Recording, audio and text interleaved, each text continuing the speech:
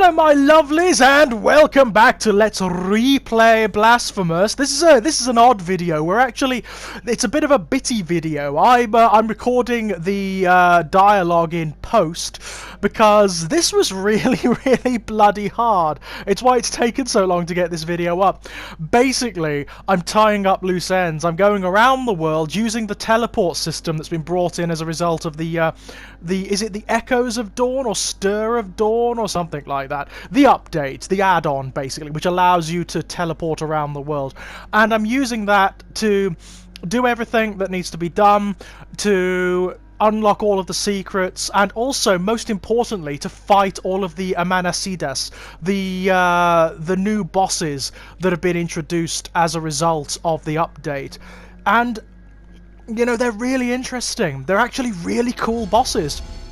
A lot of the issues that the main game has with its boss fights have been fixed in these bosses. They're really good. They're very intimidating when you first fight them. The first couple of times you fight them, they're very like Dark Souls bosses, where you're like, how the hell can anyone ever possibly do this? It's insane. When actually, you know, they're not that bad. They're not that bad. They're quite... once you know how to do them, then it's just a matter of getting it right. That's it. There is, for most of them, there's a very definite technique. Not for all of them, as you'll see. There is one of the Amanasitas who's really difficult. And... well, I'll tell you the technique for that one. Because it's a very different style of boss from all of the others, and it requires a very unusual approach for this game, an approach that you don't normally take with the bosses. Let's put it that way. But we're nearly there for this one. This is the Amanasita from Hondo. I think it's the fire-based one. I can't quite remember what it's called, this one.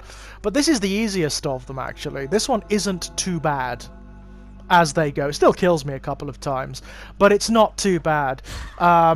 Once you've figured it out, it's not that difficult. The thing with the Amanasitas is that they have this habit. Here she is. They're all aspects of Laudes, the saint whose passions overrode the miracle. They overrode the power of the miracle, which is why she was sealed away and scattered into different versions of herself. Here she is, the Amanasita of the Golden Blades. Yeah, she's tough. She's very tough. Is she earth-based? She's sort of earth and fire-based, this one. And interestingly, her attacks echo Kirce's. There's something very like the Kirce fight here. She's really bloody tough, though, I'm telling you. They all are. They're all very hard fights. Simply because of how fast they are, and a lot of their attacks are screen-wide. So they fill the entire screen, or they take away safe spaces. A lot of them do that. So you've got to be really careful, especially given the particular curse that I'm operating under, where your health is very limited. Much more limited than it is in the main game. I imagine when you've got your normal health bar on, these guys aren't so bad. I mean, some of the earlier bosses are much harder than these guys. But this is a great add-on, I've got to say. I loved all the stuff with I can't remember his name, but the big guy with the trumpets sort of woven and the horns woven through his body, whereby you had to find every incidence of him to awaken the Amanasitas. That was very clever. I liked that. Oh no, I'm not going to do it this time round. Definitely not.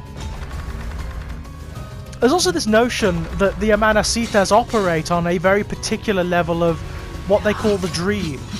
There's all this talk about passing through onto the other side of the dream, which is heavily inspired by Bloodborne, by the way, because that kind of language occurs throughout that game.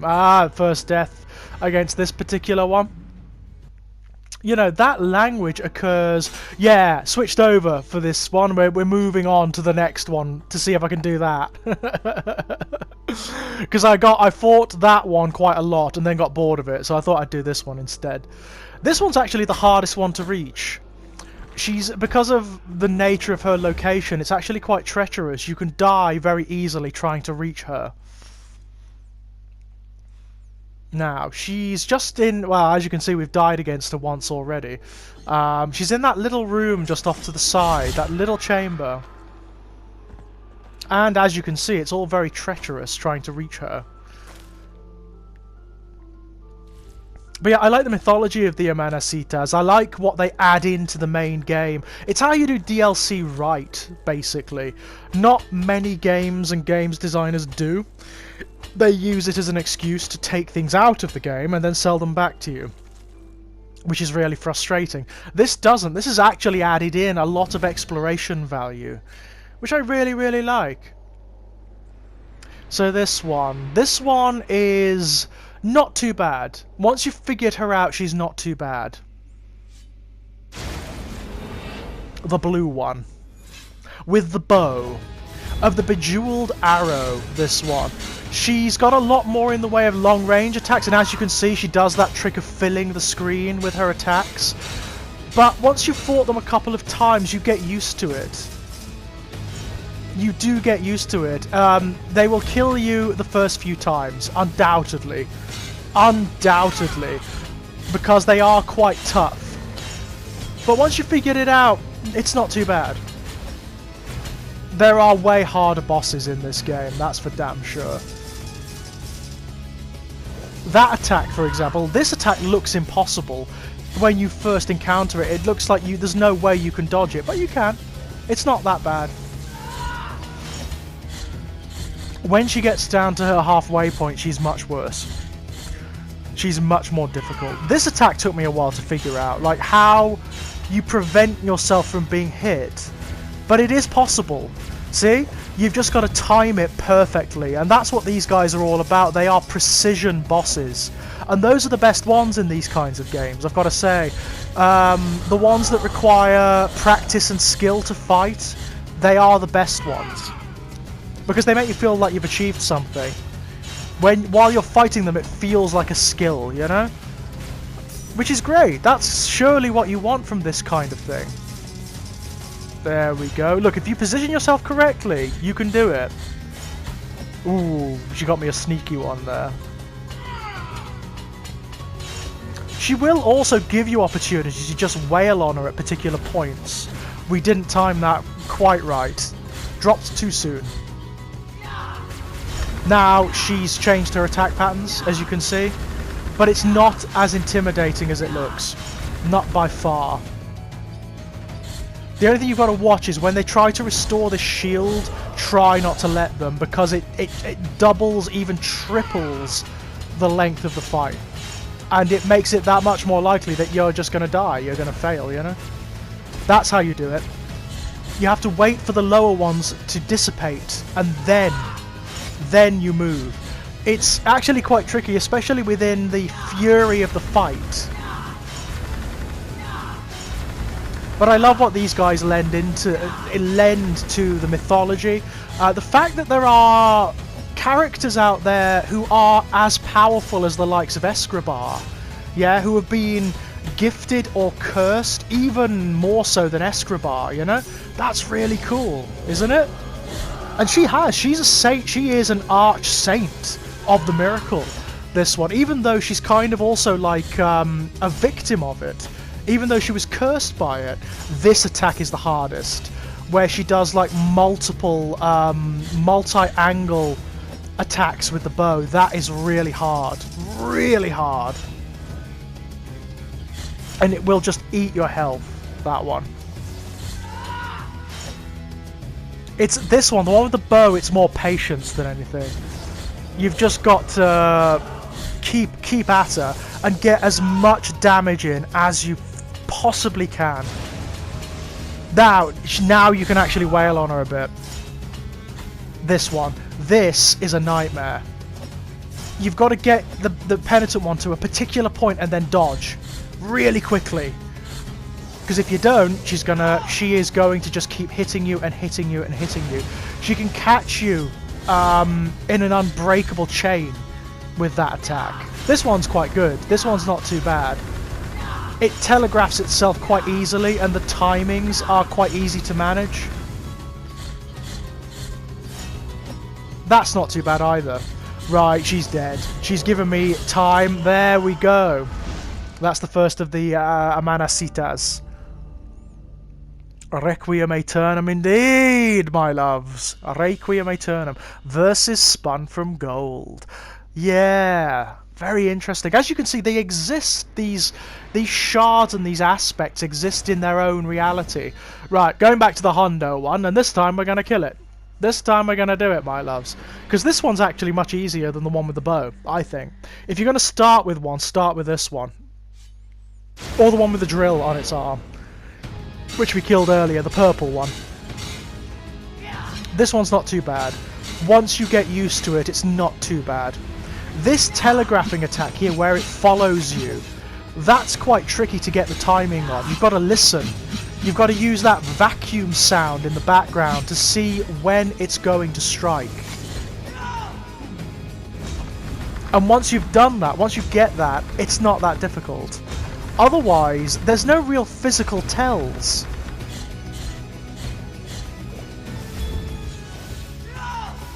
This particular prayer is excellent against them, by the way. Oh god, that attack is brutal. It knocks you back so far. And when she's like summoning fire and whatnot, she can very easily knock you into it. And if she does that, it will take off double damage. It's very, very tough. Don't let her summon this. Don't let her summon the crystal back.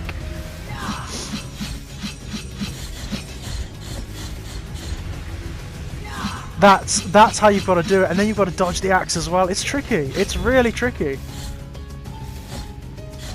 I mean, there's such potential in this mythology. I'd love to see. I'm hoping that they're working on a sequel. I imagine, given how popular Blasphemous is, that they are, because it's such a wonderful mythology. The concept of the miracle, the ambiguity of it, the fact that, as my friend Rowan Fortunewood pointed out, who has recently finished playing his first playthrough of Blasphemous, a lot of the mythology is about convincing you that the miracle is an absolute thing. It is true. This is not some phony baloney metaphysics. The miracle is an absolutely true power that changes the state of people in this world. But it's also, there's something very something Luciferian about it, in the sense that it tricks people. It's like making a bargain. It's Faustian almost. It's like making a bargain with a djinn. What it gives you isn't what you want. It's almost got this cruel irony about it. It's a dark metaphysics. And it seems that everyone who is touched by the miracle, even those who dedicate themselves to it utterly, come to really terrible fates. I mean, look at Laudes. She was sealed away and shattered into various components simply because of her passion for the miracle, because she loved it so much. Because she was the most devoted of any to it. I mean, she is a potential replacement for Escribar. Look at Escribar. He is a priest who doubted the miracle. There it goes. There we go. Yes. Doubted the miracle because it didn't speak to him, because it didn't show him anything, and as a result it poured itself into him. It was like, alright, you want me to talk to you, you want me to show myself to you, alright, I'll give you everything. I'll give you every aspect of myself. So basically Escribar became a vessel for every pain the miracle has ever conceived or inflicted. That's what he is. That's why he's kind of like the high priest or the pontiff of this world. Because he is this one. This is the hardest one. This one is an absolute pain. I hate this one, and it took me forever. The Amanasita of the chiseled steel. This one isn't like the others. You know how I told you that there was one that isn't like the others? It's this one. This one, do not try to do this one by a technique or elegance, because you'll lose. The only way to do this one I've found is to load the penitent one with as many defensive items as possible and then just wail on it. Just tank the hits that it gives you and wail on the bastard. That is the only way to do it, because this one is very unlike the others. It fills the entire screen with its attacks, so there just aren't that many ways of avoiding them, and many of its attacks can knock you over the edge and kill you instantly. So you've just got to wail on it, do more damage to it than it does to you, and make it a game of attrition. That's how I found to do it, this one. Otherwise, it's just a nightmare, and some of its attacks are just hideous. It took me so many tries, this one, way more than any of the others. Those sort of boomerang blades that it throws out, many of which absolutely fill the screen, they're so difficult. And as you can see, it seems with this one, not with the others, but with this one, the time it takes for the crystal to regenerate is random. Sometimes it doesn't matter how much damage you do to it, it will just regenerate the crystal anyway. So you've just got to take that and tank it. Also, some of its attacks, like this one, you've just got to know perfectly how to dodge them. If you don't, it will just catch you in an unbreakable combo and knock you over the edge. It's a very interesting fight, this one, I found. A very interesting fight. Took me a while to do it. I don't think I do it on this try. I really don't. Again, that blood cloud prayer is one of the best you can use in this fight. It's so good. Simply because it does what you need to do. It puts out damage. There is nothing else, nothing more you need in this fight than just a ton of damage. Just tank the bastard. That's it, yes! It took me so many tries to kill that one. So many tries. But I believe that is the last of them. I believe that is the last of the Amanasitas. There is, that's not the end of the DLC though. There is another part to the DLC. I don't know, I mean I haven't done it yet, so I don't know. Ooh, yes, that's the last Amanasita. And that is Loudes's glass tomb cracking open. So, oh, there she is! Loudes herself. The mistress of gold, as it were. Right. Oh, the Obeyed of the Nameless Guardian. This is a prayer, it's a hymn. And it's bloody good as well. Yeah, this is really good. Especially against bosses. It's a very powerful spell. So, Obeyed of the Nameless Guardian. Really beautiful.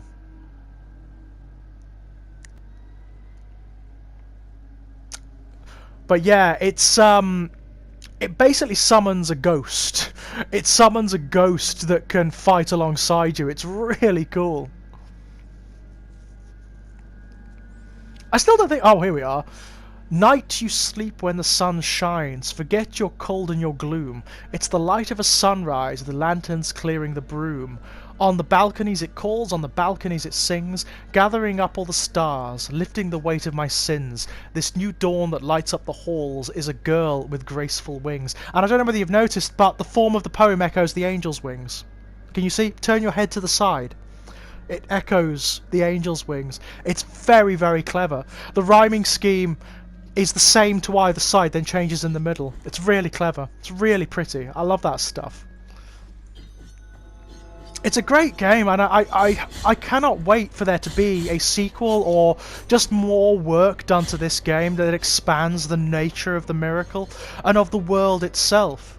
I mean, as those of you who watched the previous Let's Play of this game know, even the Penitent one doesn't come to a good end. Even if you get the quote-unquote good ending, he doesn't come to a good end. You know, well, you'll see. You'll see. We'll be getting the what is generally considered to be the good ending for this playthrough, because we've done all of the Escribar statues and challenges. I don't know whether actually doing the add-on stuff, doing the Stir of Dawn stuff. I don't know whether that changes the ending or not. It may do. Once we've defeated Loudez herself, which is what we're on our way to do, by the way. And there's her coffin, and look, all the statues are whole now. And something has escaped. Something is not in its coffin anymore. Interesting. Bearing in mind that all of these were just aspects of the lady, of Loudez herself. They were only aspects of her. So we're going to go tackle the whole. And look, this is the top of the fairest tree.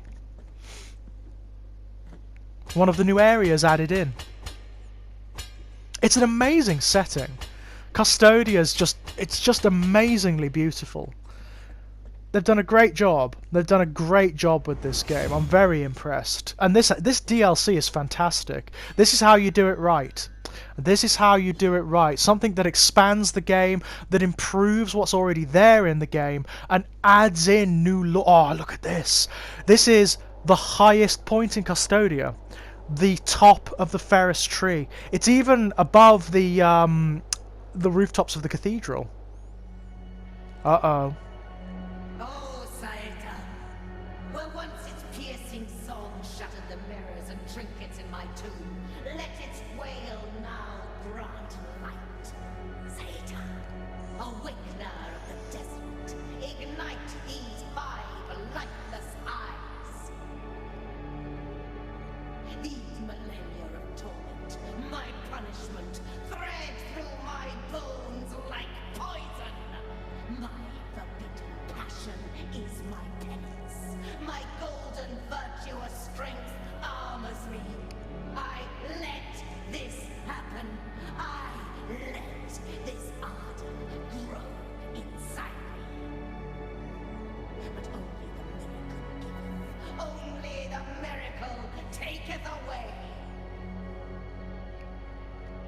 So cool. What a brilliant addition. She's like such a great, almost foil for Escribar.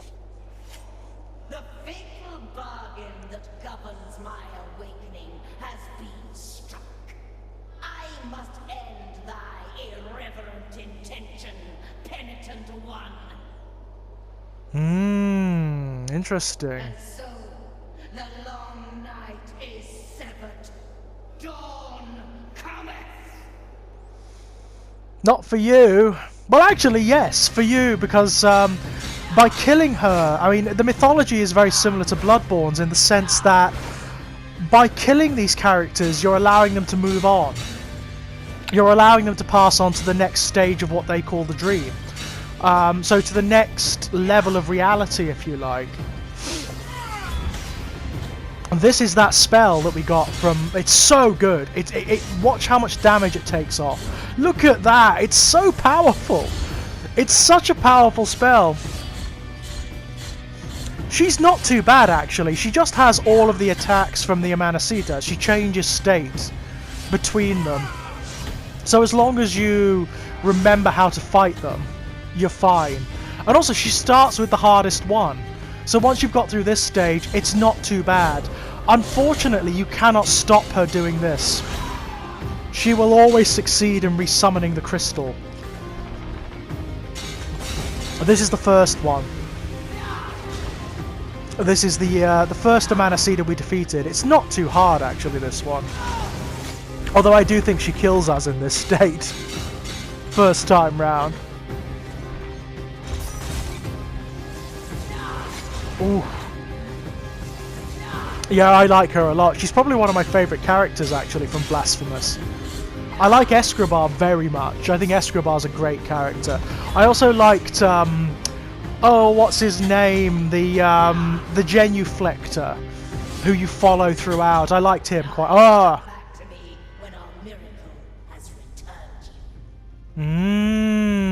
So she knows. That's really interesting. She knows that the miracle's going to bring us back. How very fascinating. So that kind of means that she knows she's going to die. Because we're just going to keep coming back. That's fascinating. So, yeah, she knows. We've seen this, so we can skip through this. I suppose having slumbered for centuries and suffered for centuries, you know, I suppose she kind of wants to die at this point. She wants to move on in the same way that Escribar does. I mean, when you defeat, you'll see later, but when you defeat Escribar, there's a really strange visual image, like a cue, that happens that suggests that he hasn't died, he's kind of ascended to some other state of being. Yeah, we've already got loads of damage on her, look. She's almost halfway already. This isn't a hard fight. But bizarrely, it's not a hard fight at all.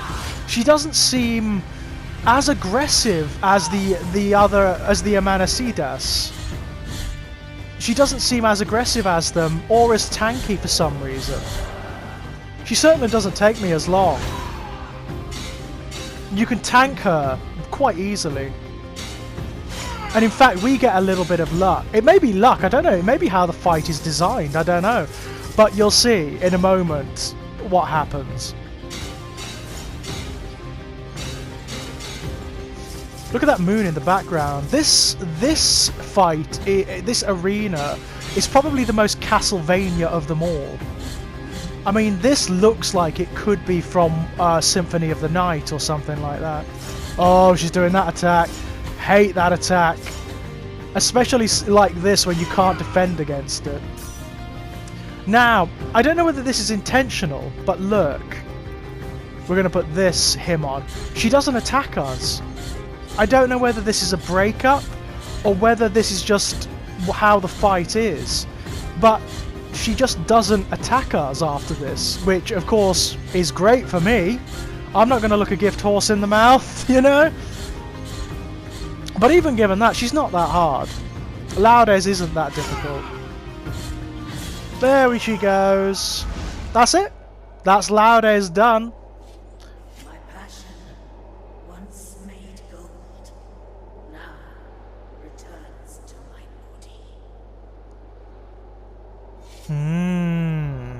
body. Requiem aeternum, indeed. Indeed. Right, so let's go and have a look at what's happening now, shall we?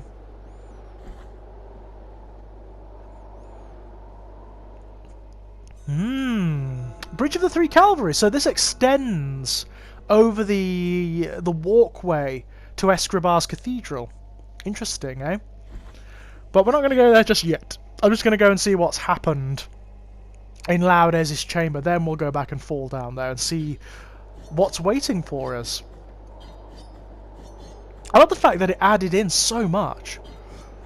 Again, it reminds me of things like the Hunter's Nightmare from Bloodborne and the Old Hunters, rather. The add-on, the DLC. And the Ringed City from Dark Souls 3. Really strong, very extensive DLC that actually enhances those games and those mythologies beautifully. Oh, look who it is! I bet he's not happy. Oh no. Laudes. Oh, my Laudes. He does not seem happy at all. Have you been set free? Are you returning to the other side of the dream now that you have served your sentence? I think that's it. I think that's what's happened. Tell me that I will be at your side. Tell me that all of this waiting has not been in vain. Oh. I mean, given the nature of this game, I thought it would be, but look, he fades. So has he been taken through to the other... Yes. Happiness awaits me. That's probably the best ending of any character in this game, in the sense that he got what he wanted. Unlike the others, like many of the others die or commit suicide, he got what he wanted. He fulfilled his purpose and was taken through to the other side of the dream. Which is really cool, isn't it? I think that's very cool indeed. Right then. Oh, and look! He's left behind the trumpet and the flowers. That's... I love that. I really like that. The fact that he got what he wanted. after being sealed away underground for so many centuries, after everything that he suffered, he got what he wanted. I like that very, very much. Right, we better make sure actually that the right set of items is on. Particularly the relics. If we haven't got the right relic on, we might die at this point. Because we've got to drop down. We've got to drop to see what's on the other side of the fairest tree. I love the adventure element of the game. I love the fact there's all these little secrets everywhere. Even more so now the DLC is done. I mean, some of them are so oblique. They're so esoteric. You would never figure them out. You would never in a million years would you figure them out. There we go. Just in case. But I kind of like that. I must admit, there's a part of me that likes that sort of Castlevania 2 Simon's Quest stuff. Much as it's lamented these days, I actually really like that stuff, you know, where it doesn't tell you anything, and you've got to go to this room, you've got to put this set of items on, then you've got to stand on one leg and bark like a dog 3 times. Look at this. I think it's a statue of Laudes. And there's something inside. Inside her mind, as it were. Look at that. Isn't that beautiful? Threads of gold. And there we have it. The brilliant heart of dawn. It's a sword heart. It's alright. The essence of Laudes, woven into solid gold, glowing with the incandescent passion that centuries ago gave birth to the 4 Amanasitas. Yeah, it's actually pretty good. It increases the speed whoever wears it after a dodge maneuver, but reduces their defense by half. It's all right. It's, you know, it's got good elements, it's got bad elements.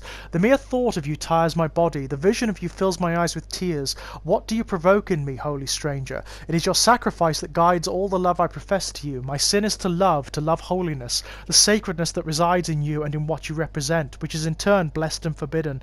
This love weighs more and more heavily within me and asks me to leave the confines of my breast. I can no longer hold it back, for it has a will of its own. Let my skin open. Let my golden passion come forth and make itself available to you. Okay. Well, that's fabulous. I mean, we're kind of done now. There's not much else. There's not much left to do. There's a few bits and pieces to sort out, and beyond that, we're done. Oh, and look! That has been removed. That rock has been removed. I wonder if that's true for all of them now. If all of those doors are open that were heretofore sealed. I don't know. But I tell you what, when next we come back, my loves, we'll go and find out. I do believe we will go and find out. Until then, my dears. Until then.